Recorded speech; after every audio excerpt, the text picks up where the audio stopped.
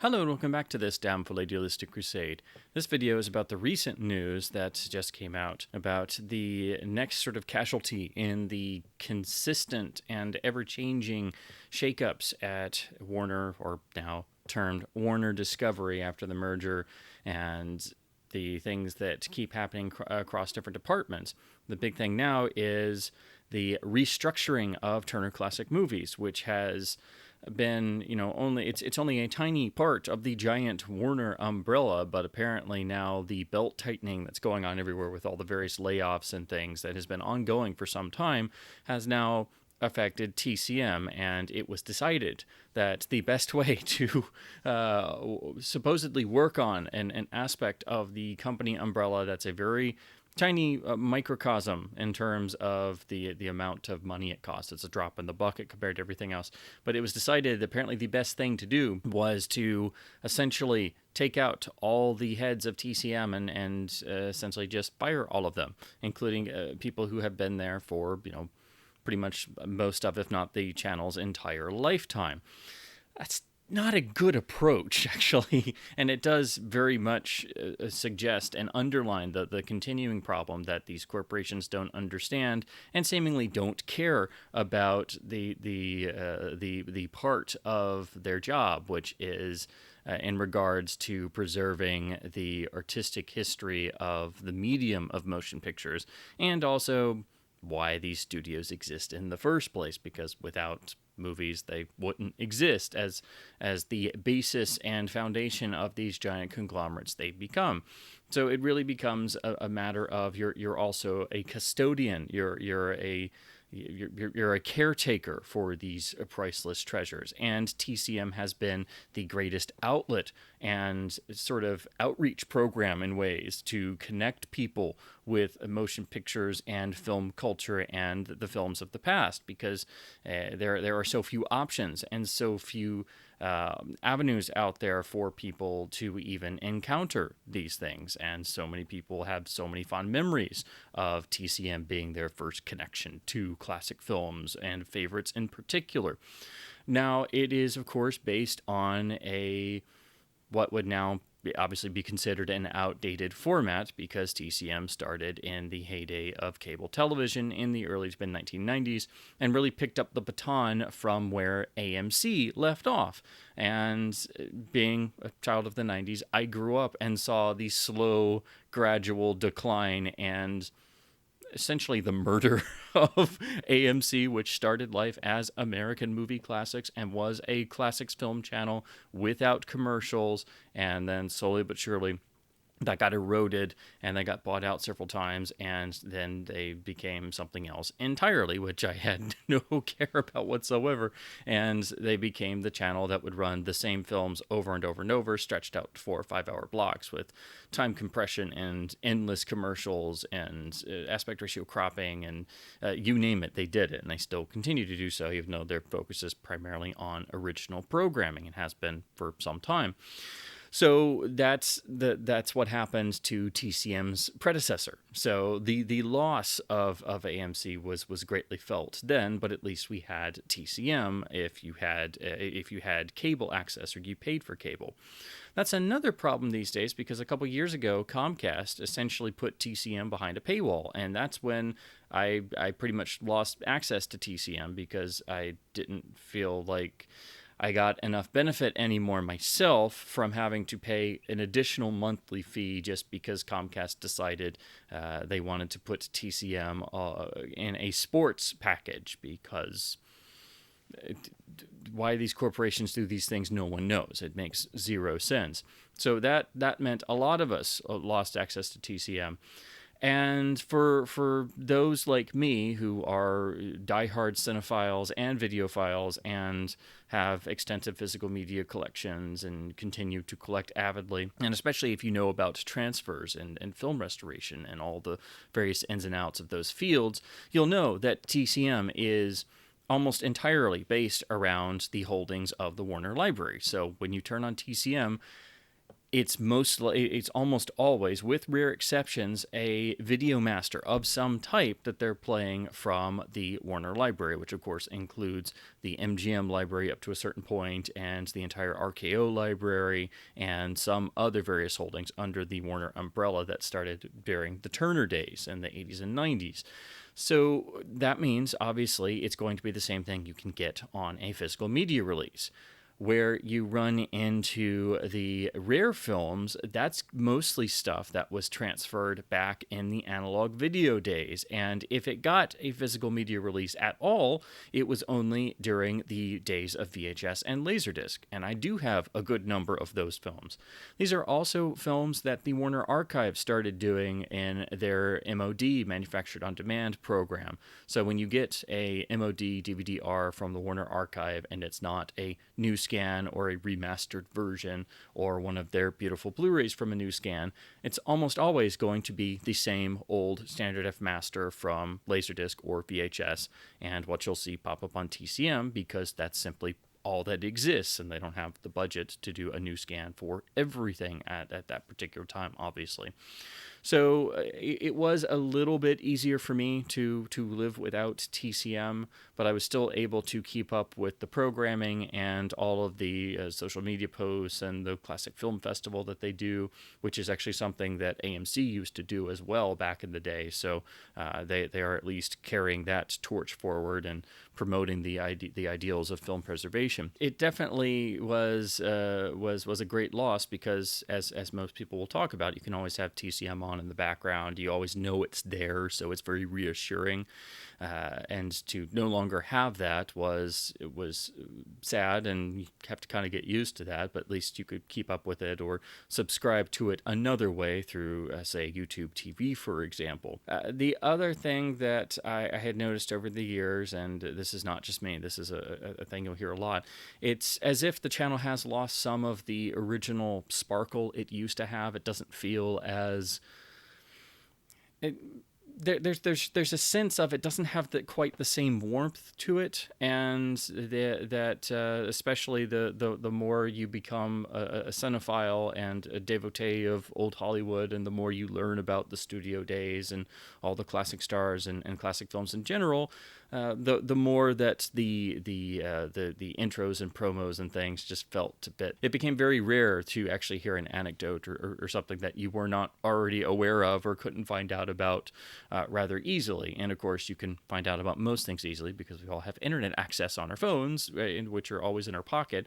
So it's not like how it was, say, in 1994. So again, going back to the fact that this is a sort of, again, an outdated type format. But the whole nature of the format is about having that personal connection.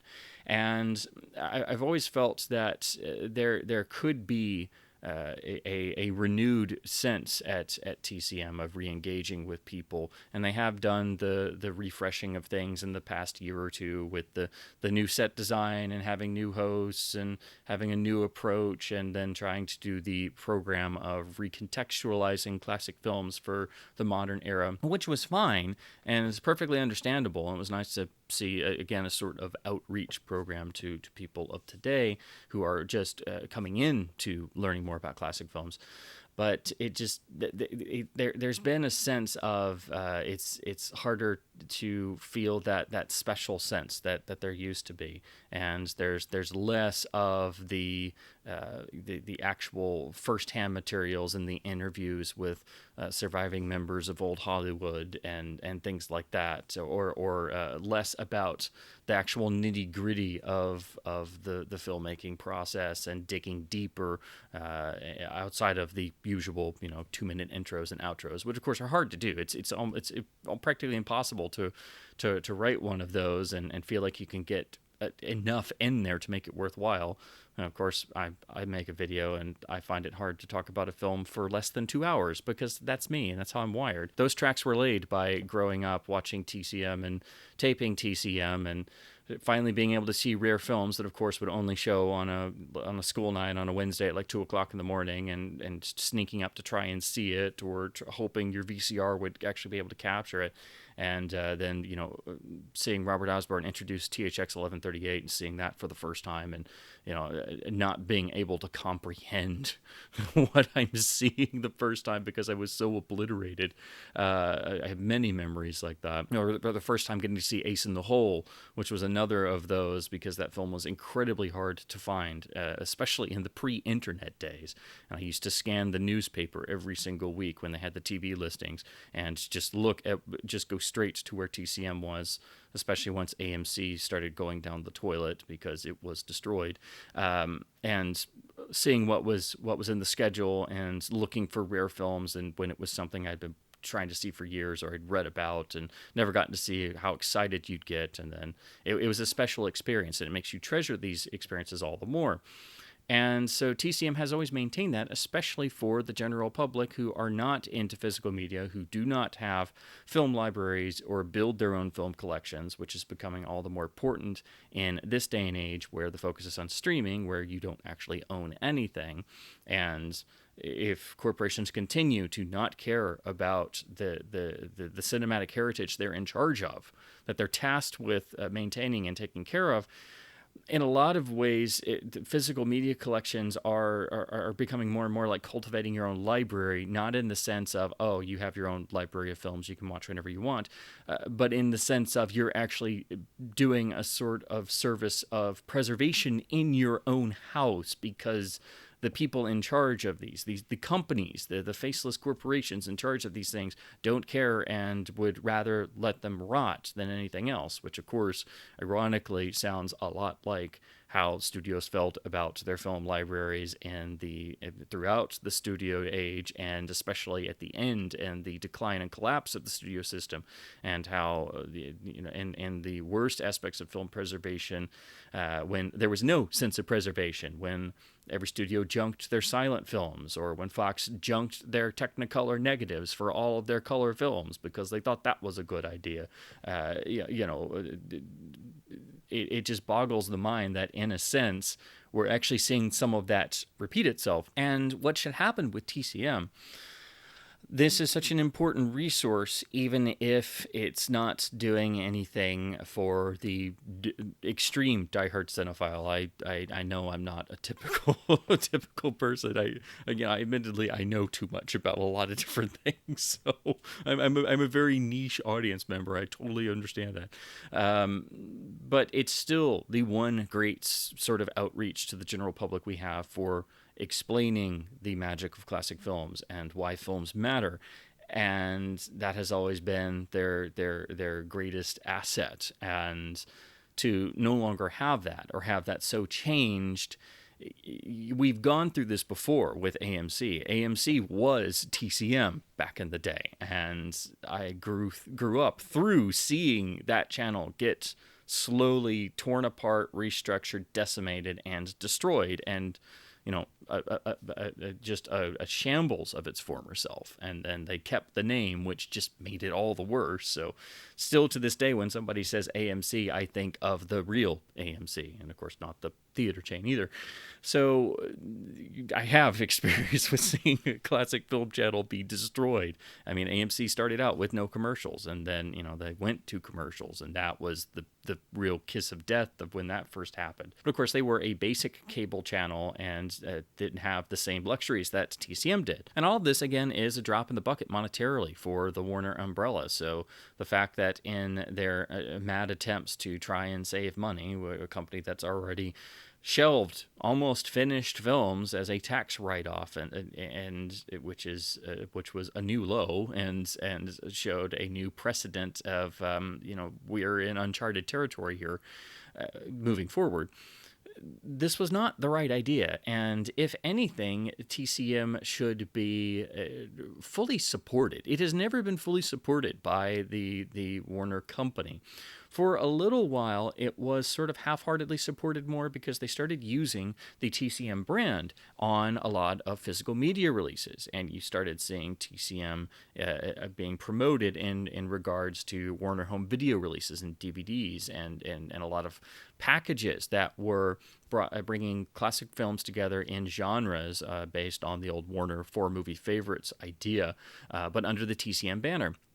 while most of us had all of these DVDs or other versions of those films already, it was a brilliant idea to use the TCM moniker, and that helps everyone because it spreads the experience of classic films. It gets them out there to a wider audience, and it uses TCM as a recognizable brand, and it brings people to the channel. So there's a sense of synergy in how all of this stuff helps classic films, TCM, and the Warner Corporation, because you're using TCM as essentially a gateway to your entire catalog that you feel you can't monetize, but yet that's all you want to do because everybody's focused on streaming services, and the MPI, the Warner facility, is in overdrive scanning and everything they can in order to prepare new versions for streaming, DCP theatrical screenings, and physical media releases,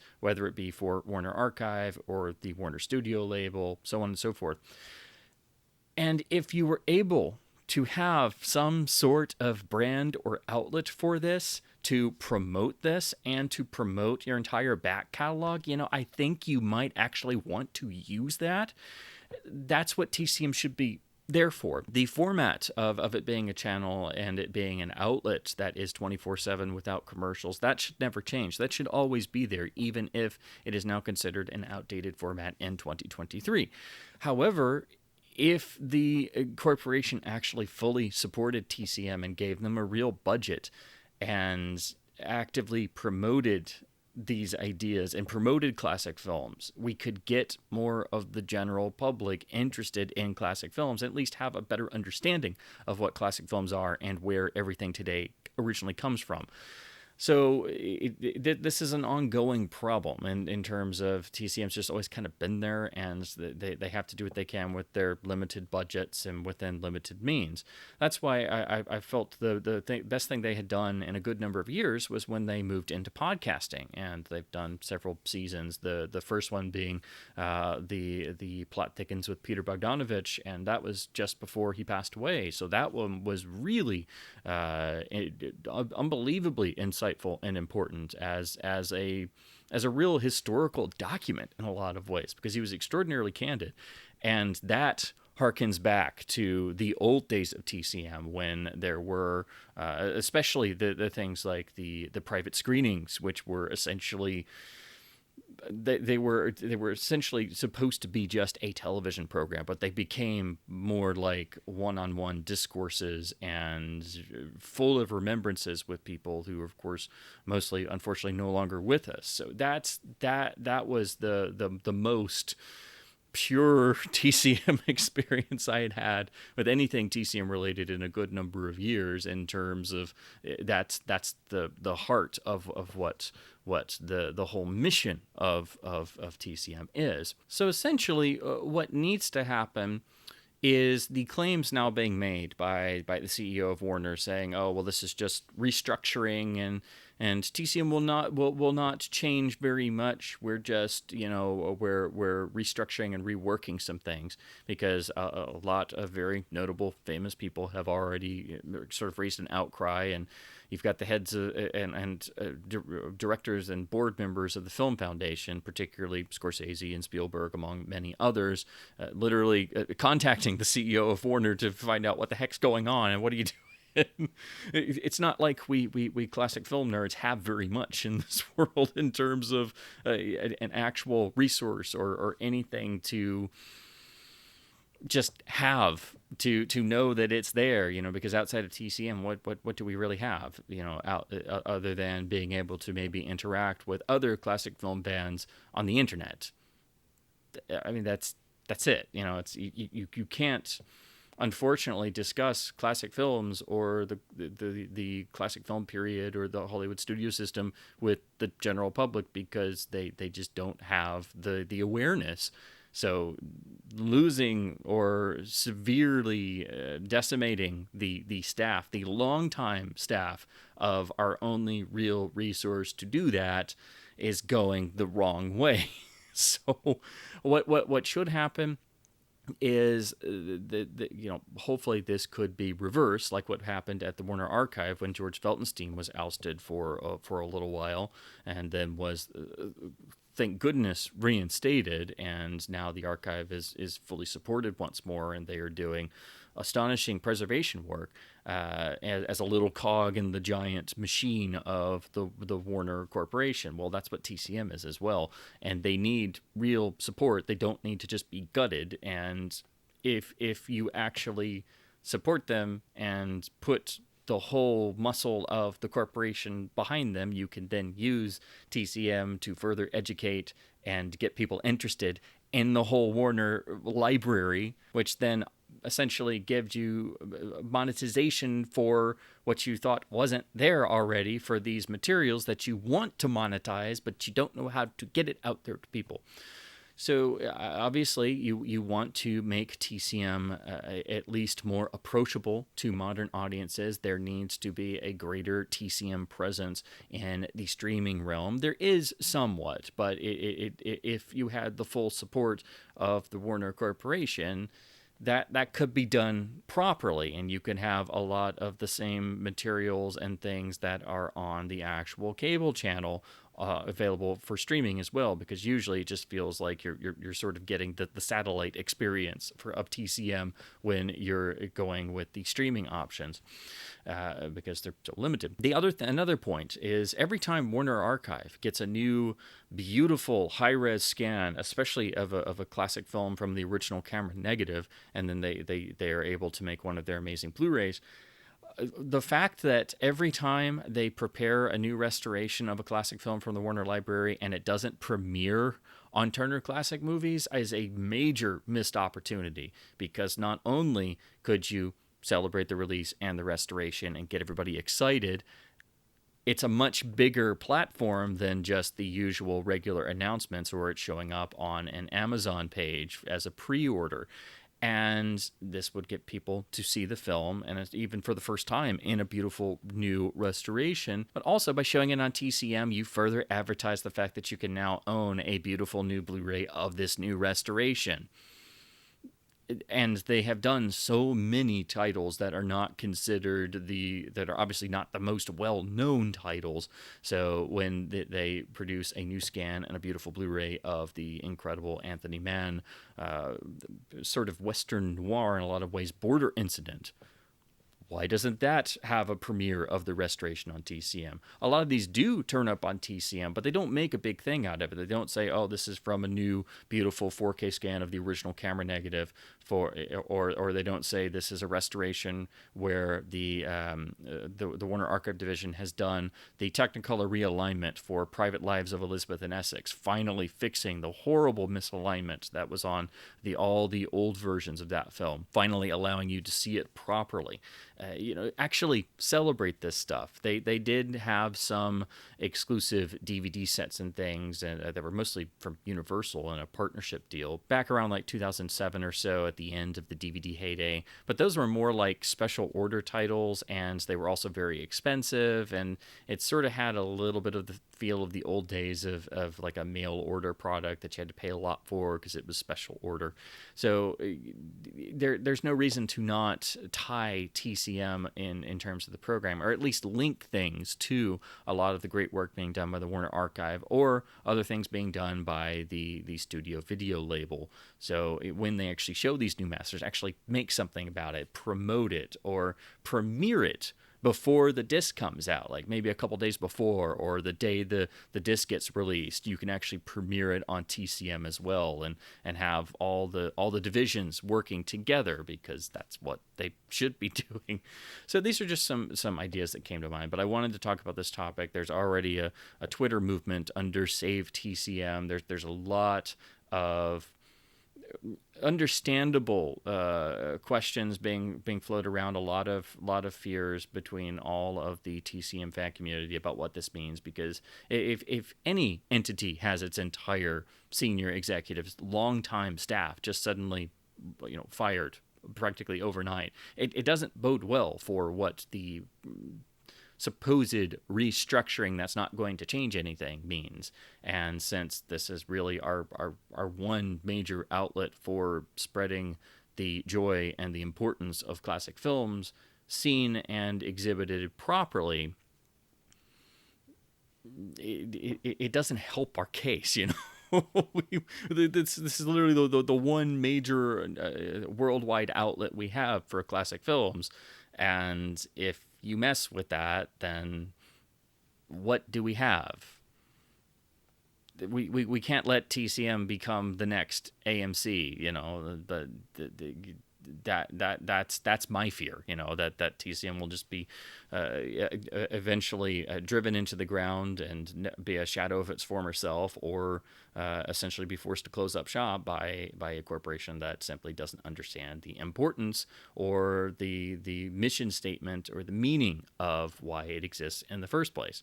So there has been some further bits of information. They're basically now sort of backpedaling at the Warner Corporation, saying, "Oh, well, this is just restructuring. Don't worry, blah blah blah." And it's like, well, yeah, I don't believe you guys, because the whole Warner restructuring thing that has gone on for a period of time now has just been very disconcerting, and you never know what the next news story is going to sort of leak out of this ongoing process. And in some ways it almost has shades of studios being decimated in the past. I mean, there are some definite shades of the slow gradual destruction of MGM when Kirk Kerkorian started getting involved in buying the studio and stripping it of its assets and making it a shadow of its former self. Well, there's a lot of instances of that throughout Hollywood history, particularly after the collapse of the studio system. But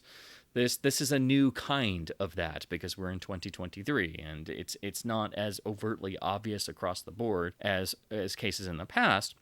But it is definitely following along a lot of the same lines, and the TCM does not need to become another casualty of that.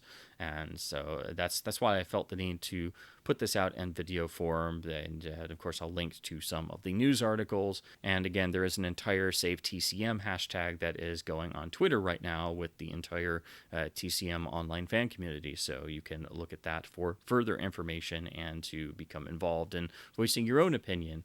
Again, this is merely my own opinion and what I myself am sort of drawing from this, but it was definitely very unexpected news, because TCM is such a small part of the giant Warner machine that to try and fix some of your problems by attacking or trying to ruin or destroy or just write off very small divisions that are doing very important work and not bothering anybody. It's like, well, it's kind of shooting yourself in the foot, you know. It's like you should fix the problems you yourself created, you know. That's why you're hemorrhaging money, you know. These things were fine before, so that those are not problems to be supposedly addressed. So anyway, those are just my own thoughts, and I just wanted to put this out there in video form. So definitely read the news articles, check it out for yourself, support TCM wherever possible, and as always, do keep supporting both physical media labels and our few outlets, well, pretty much our only major outlet in TCM wherever possible, to help keep both physical media and film culture alive. And thank you ever so much for watching.